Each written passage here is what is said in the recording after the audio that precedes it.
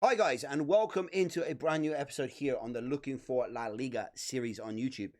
This is episode number 4 and a different kind of episode.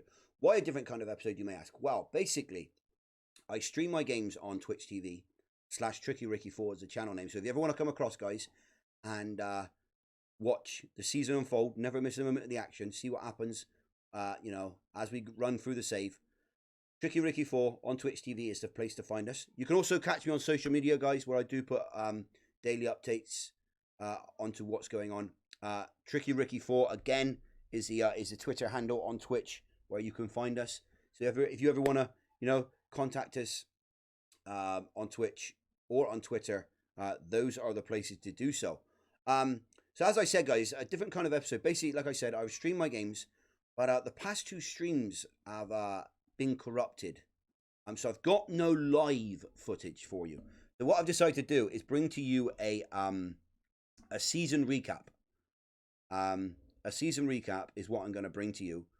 In my own style. So I hope you like it. Don't forget, guys, if you do like it, don't forget to like, subscribe, and turn on your bell so you never miss an episode. Without further ado, guys, let's get into episode 4 and the season recap.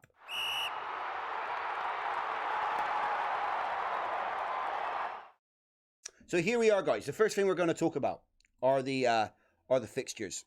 You guys wouldn't have seen any action from the UE Cornella game down to the UE Lagostera game. So I'm going to run you through the results, and I'm going to pick out 2 games to show you some goals.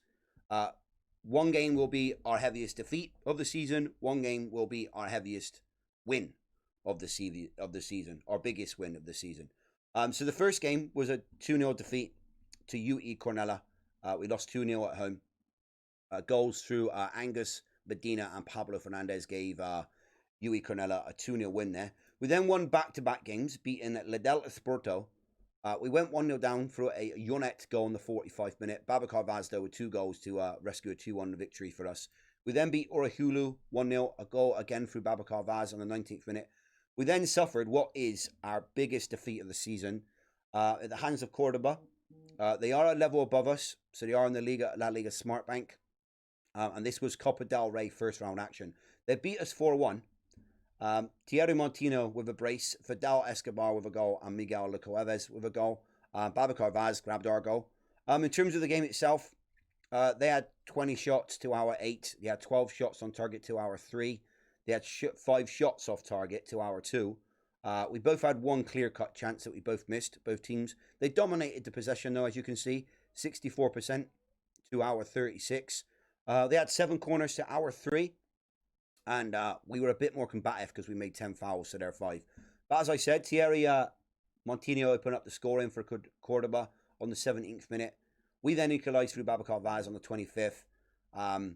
Fidel Escobar put Cordoba 2-1 up.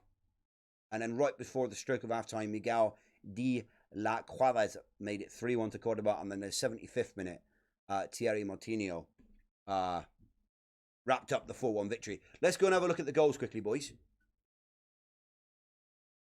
So this is the opening goal for Cordoba. Good build-up player. Montino just swept it past the goalkeeper. Here is our equalisers. They're coming up through Babacar Vaz. It was good build-up play. Ray played it out to Herbert. Herbert to Cantero with a delicious ball in the box. And Babacar Vaz there to smash it past the goalkeeper. A corner, though, from De La Cuevas found the head of Escobar to make it 2-1 to Cordoba. Montino then raced down the right-hand side here, put it in the box, and smashed it past De La Cuevas. Past Mackay to make it 3-1, the header from De La Cuevas. And then another goal, Vero with a delicious ball. And look at this finish from Montino. Unbelievable strike to make it 4-1. And that wrapped up the biggest defeat of the season for us and sent us crashing out of the Copa del Rey at the first hurdle. We then lost, boys, 4 games on the spin. A 1-0 defeat through to Castellon away. A goal through Janto on the 83rd minute. We then lost 2-1 at home to Badalona. They took the lead through Robert Simon on the 2nd minute. Abel Suarez on the 47th made it 2-1.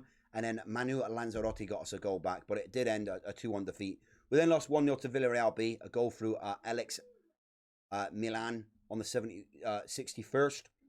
It was then another 3-2 defeat at the hands of Levante B. They took the lead through Christian Albert on the 6th minute. Alex Quintero then made it 2-0 on the 32nd that minute. At that point, then I think I go all-out attack, or I go more attacking in the game.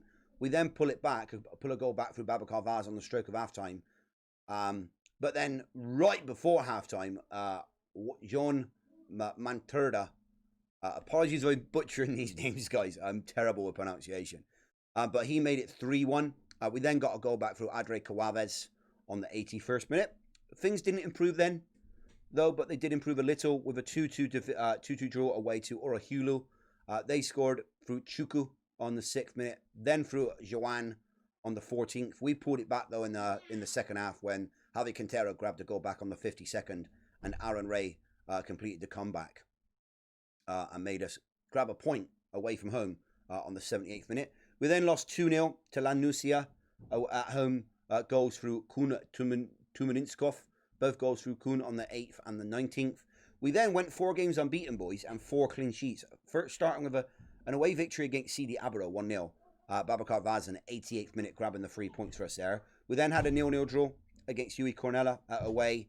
We then beat La Del Respito 1-0. Again, Babacar Vaz on the 11th minute, grabbing us the 1-0 victory there. And then we drew against Gymnastique de Tarragone 0-0. We then suffered our second defeat of the season. So Barcelona B beat us home and away. 3-1 this time. We opened the scoring on the 4th minute through Aaron Ray. They pretty much pegged back straight away on the 6th through Danny Morer.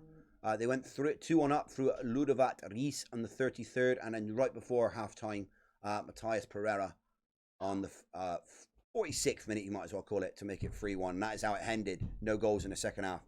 We then went 7 games unbeaten, guys, including 5 draws. A 0-0 draw against Estiagia. We then won our biggest game of the season, 4-1, at home to 80 Perret. We'll go and have a look at that game, boys. We'll have a look at the goal. So they took the lead through Alex Play on the 7th minute. We then equalised through Manu Lanzarotti on the 16th. We then went 2-1 up through Babacar Vaz on the 57th minute. Alexi Cook made it 3-1 on the 67th. And then 90 plus 5 minutes, Andre Cawaves makes it 4-1 to win the game. If we look at the match stats, I mean, it was a fairly close game. But we definitely took our chances in this one. We had 14 shots to their 10. On target, we had 7, they had 6. Off target, we had 6, they had 3. They missed a clear-cut chance. In terms of possession, they slightly edged the possession stat. 56% possession to our 44. They had 6 corners, we had 4, and then they're a bit more competitive than us. They had 10 corner fouls to our 4. We go in and look at the goals. As I said, they take the lead here for Alexi Play. Carrasco played a ball out to Parada. Giva played it on the foot of Play, basically. He smashed it past the goalkeeper to make it 1-0. But an unbelievable ball here from Cawaves finds Manu Lanzarotti, who smashes it across the face of goal, and equalises the game there at 1-1. Manu Lanzarotti with a corner, though, and the ball finally falls to Babacar Vaz, who makes it 2-1. Another corner, swung in again by Lanzarotti, and a bit of a button basher FIFA goal here, guys. But the ball did fall to Alexi Koch, who put the goal past the goalkeeper to make it 3-1. And then, as I said, a delicious free kick there from Andre Cawaves to wrap the 4-1 win up for us, and the biggest win of the season. We then we then beat UE Alot 1-0, a goal for Alexi Cook in the 90th minute to grab 3 points there. 4 draws then ensued. A 1-1 draw against Valencia Mestalla, a 0-0 draw to Espanyol B, a 0-0 draw to Hercules de Alicante, and a 1-1 draw to Andorra. Goals through Herber for us and Amiria Pinga for Andorra. We then lost the last game of the season at home to UE Lagostera 2-1. They took the lead through Pitu. We equalised through Angal. And then Christian Desti on the 77th minute handed Lagostera all 3 points. So, where did that make us finish in the league then, guys, you may ask? Well, it meant that we finished 12th in the league. After 38 games, we had 12 wins, 14 draws, and 12 defeats. Bit of a draw specialist, guys, you might as well. You could say. I think it was the second highest amount of draws in the league. No, sorry, hang on. Andorra had the most with 16 draws. Joint most, sorry, with Perret, who subsequently got relegated. But we did have, like I said, 14 draws, quite a lot of draws, 12 defeats, -1 goal difference, 50-point overhaul. So we finished 12th. If I take you back to the first episode, guys, and re-jog your memory, I did mention right at the beginning, or somewhere in that first episode, that I was a bit concerned about the team's age, right? A lot of players were coming towards the end of their career. A lot of them were, getting on a little bit. And I always thought that, that could possibly hold us back, as well as the team not being unbelievably good. Or at least very good in what I see as very good for the next step that we need to take to help us push for promotion to the La Liga Smart Bank. So what I've done is I've got rid of a lot of players, guys, and only 3 players actually remain in the starting 11. Oscodi is the one guy. He pretty much played. He played 26 games last season. Didn't do too much, so that does concern me a little. But I'm hoping with bigger and better players around him, he may flourish a bit more in the system. But Oscodi's staying. Aaron Ray is going to become our centre midfielder on support. A young 22-year-old who, again, played pretty much the biggest part of last season, 32 games last season. And then we've got New Boy. Well, not New Boy, because he was already here, but he didn't play last season through injury. But Antonio Romero is going to become our deep-lying playmaker on support. I'm quite looking forward to the partnership that Romero and Ray may bring together. I think they could do really well in that centre of the park. If they don't, maybe we look at addressing that problem in January, in the January transfer window, in the winter transfer window. But that does mean that we need a new goalkeeper, a new right back, 2 centre backs, a left back, a DM/anchorman, an inside forward to play on the left, and a poacher. We do have pretty much though a bench, because Cameron Starr, aka Ian Mackay, is going to become our backup goalkeeper. Aitor Pascual, the 21-year-old right back, will be our backup right back. We will then have Alexi Cook, who will become third choice centre back. We also have Javi Cantero, who will become our backup left back. We still have Grego, who will back up to anchorman/DM. All depends what kind of role I decide to go with. Because there's not much difference between the anchorman and the DM role, right? They're very similar roles. We then have Adre Coaves, who is our highest earner at the club on £3,000 a week, but a very, very good player. Apparently a decent player for most La Liga 2 sides. But I prefer Romero and Ray, so he will become backup, Adre Coaves, to both positions because he can play both roles. We also got Jorge Otto, who's staying, our 23-year-old inside forward on the right. He will be back up to Oscodi. We then have Babacar Vaz, who had a very good, very, not a very good season, but considering how the season went, he hit 12 goals in 38 in the league, 3 assists and 7. But if you compare that to his previous seasons, in fact, his previous 3 seasons, he definitely scored more goals than he did in the previous 3. So he didn't have a bad season, but he is, again, like I said, 33 years old. He's getting on a bit, as you can see in his physicals. They are slowly diminishing. But off the bench, if we need a guy off the bench, then I feel that Babacar could come on and, grab us a goal or something. So he's definitely going to be staying. And then Ziker, however you wish to pronounce his name, he will be our 4th choice centre back. So basically, like I said, we need 8 players.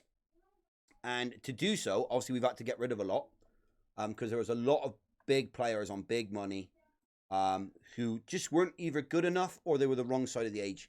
So we've let Manu Lanzarotti, Xavi Bonatecchi, Herbert, Adre Collet, Alexi Rog, Oscar Rubio, Adrian Ido, Angel, Nestor Corral, Pedro Capo, Fernando Pereiro. All those have gone and been released, and Jesus Almo has decided to retire. So in terms of what we're spending now, in terms of our budget, we're actually only spending £19,906 on wages per week with a £35,000 wage budget. So it gives us a decent bit of change, right? It gives us a decent bit of change, and we'll have a little bit more as well once Boris is gone, because Boris has decided to go to FC Voluntari on a free transfer. Who they remain Voluntari play in the I think they play in the Romanian league. I'm sure they play in the Romanian league. But that is that, guys. I'll end by quickly showing you the end of season rewards. So in terms of what players got what. Let me just find it. Where are we? I'll quickly take you. This is actually Cameron Starr set the new clean sheet record. 12 clean sheets for our goalkeeper. Babacar Vaz set the record for most player of the match awards. Lanzarote creates new record, 6 assists, and Babacar Vaz goal scoring record. And then in terms of the end of season rewards, right then, so Alexi Cook won the fans player of the season with 34% of the votes. Babacar Vaz got second place and Jesus Almo in third. The goal of the season went to Manu Lanzarote, which we will have a quick look at. It did come against Igia. I think I remember this goal. I think this was when he took it past one player, set himself, and then put it in the top corner. So yeah, Ray plays it to Lanzarote. Skips past that player, sets himself, and then absolutely rifles one right up into the top corner. An unbelievable strike, which won Manu Lanzarote the Goal of the Season award. Of course, the only signing of the season was Javi Cantero, so he was always going to be signing of the season. And then young player of the season went to young boy, Mr. Aaron Ray. Who, like I said, I think he'd do all right. He actually came through Celta Vigo's ranks, did Aaron Ray. So, someone we're looking forward to.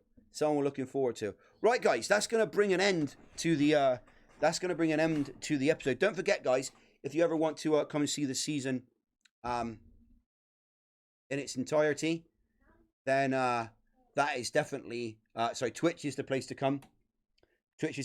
Tuesday through to Sunday, except Sunday. We start at 9 o'clock UK time. So if you want to see the season unfold, never miss a moment of the action, Twitch is where you can find us. And if you want to follow me on Twitter, guys, and contact me through social media, then Twitter is the best place to do so. At TrickyRicky4 is a Twitter handle. Until next time, guys, until episode 5, take care, stay safe, and don't forget, like, subscribe, and turn on your bell. I'll catch you all next time, guys. Adios.